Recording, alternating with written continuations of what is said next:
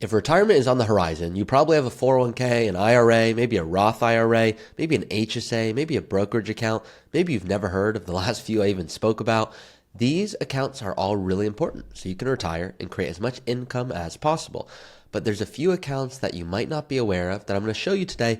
I'm going to invite you to at least start opening them if you haven't already, or if you do have them, here's how you might want to tweak them to be best in your favor to create the most income in retirement. Now, this is all I do. I help people retire early. This is what I love talking about. So if you're interested in saving on taxes, withdrawing income appropriately, having health insurance, understanding estate planning, you're in the right spot, and I invite you to subscribe. Now check this out. So I'm going to show you all a real life example. It's the easiest way to learn.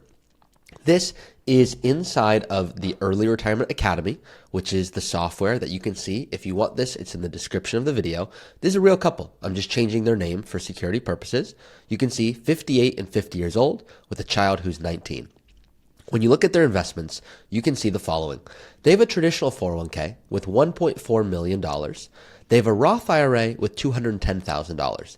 These are the three accounts that are missing today. Now, two of them are actually the same exact type of account, but this is what I believe in. I believe in what's called mental accounting, and let me tell you why. So most people, they're saving and investing well. They're putting money into their 401k. They'll tell me, hey, Ari, I'm going to retire. I have $2 million in my 401k.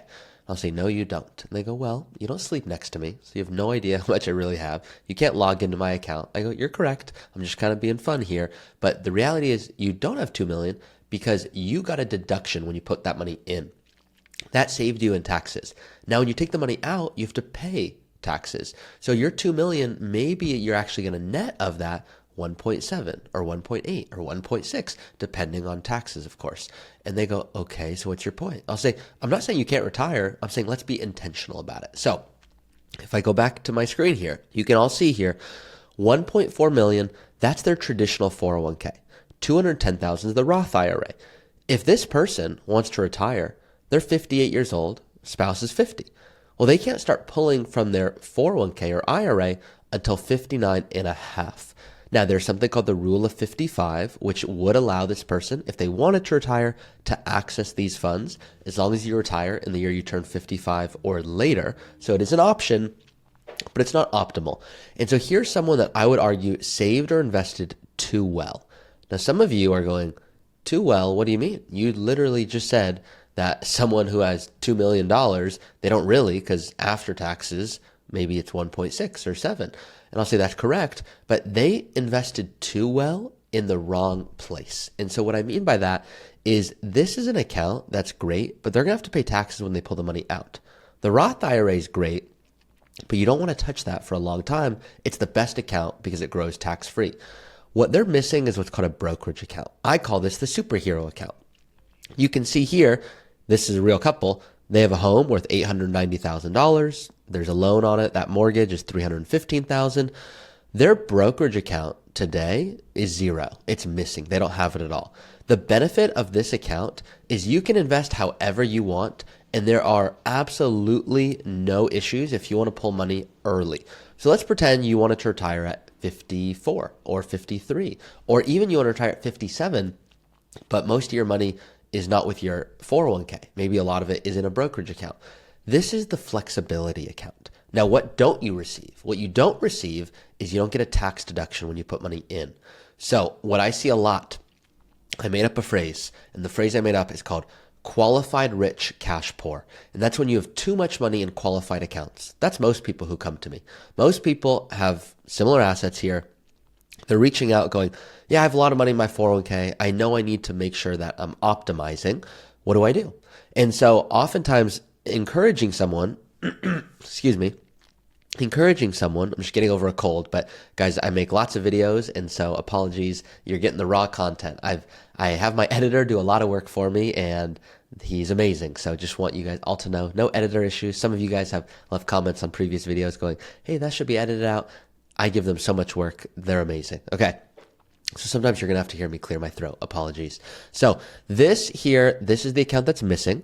So I'll often encourage someone to go, let's consider, maybe we don't max out the 401k every year. People go, whoa. I've always maxed it out. That's my thing. I'm a great saver. I go, I get that.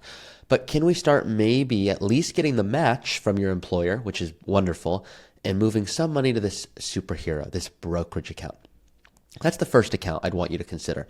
The second account, it's also a brokerage account, but I will literally tell my clients, would you please title it travel account, guilt-free, saved for this? I'll literally ask them to do that. And the reason I'll do that is I see a lot of people that make the mistake I'm about to tell you, where they retire and go, yeah, I know I want to travel. I know that's why I just saved and invested and worked for the last 40 years, but I'm too worried I'm going to run out of money. And I don't have Social Security yet, and we have healthcare costs. So we don't want to add in more expenses. Yeah, let's hold off on travel.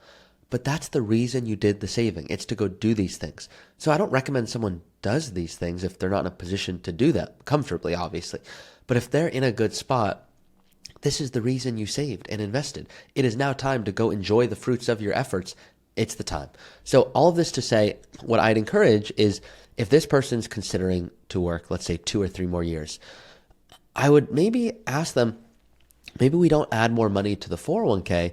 Do we consider adding, let's call it $20,000, $30,000 a year, if possible, to a travel account? So maybe the first few years they go, hey, we have it here. Like regardless what markets do, we know we've saved for this. So getting intentional about the brokerage account, the savings account for travel, and then the big one, the HSA account. Now an HSA, many of you are familiar with this account, but you're probably unfamiliar with the following statement. And if you are familiar already, let me know in the comments because I will be impressed with you. Always trying to gauge how I can help you guys best. Now, everything I talk about can be looked up on the internet. I recognize that. I use AI in my personal life to try to organize and create outlines for my videos. But I'm trying to give you guys the most important information, and I'm intentionally leaving out things that just don't apply to most of you. So trying to be wise here and be aware of your time. Here's the number one thing I'll tell you with the HSA. You probably know how it works, but if you don't, the way it works, you put money into it, you get a tax deduction like a 401k. The money grows, you don't pay any taxes. When you take the money out, you also don't pay any taxes as long as it's for medical expenses, right? That's how an HSA works, health savings account. Wrong. Why is that wrong? At age 65, it becomes just like a traditional IRA. It doesn't have to be used for medical expenses. So the reason that's cool, you got a deduction for it. You can put more money into it. It's over $8,000 if you're a family, max contributions. So if you wanted to really optimize, you could put a good amount of money into a 401k, a good amount of money into a brokerage account, good amount of money into a Roth IRA, a good amount of money into an HSA. You could be in a really strong position with multiple accounts. And why is that valuable? Different stages of your life, you're going to want to pull different amounts of income. And the reality is most people don't do that. Most people just have a 401k or they only have a old IRA from a previous company. If you have different accounts, you can be more creative. You can shift your income and go, you know what? This year, we have a lot of expenses. We're going to try to pull from somewhere to keep our tax liability low. We might want to pull from a Roth IRA. We might not want to do that because it's like the best account for tax-free growth. Let's let that thing keep riding. Instead, let's pull more from an IRA, but not too much that it puts us to the next tax bracket where now our health insurance gets impacted.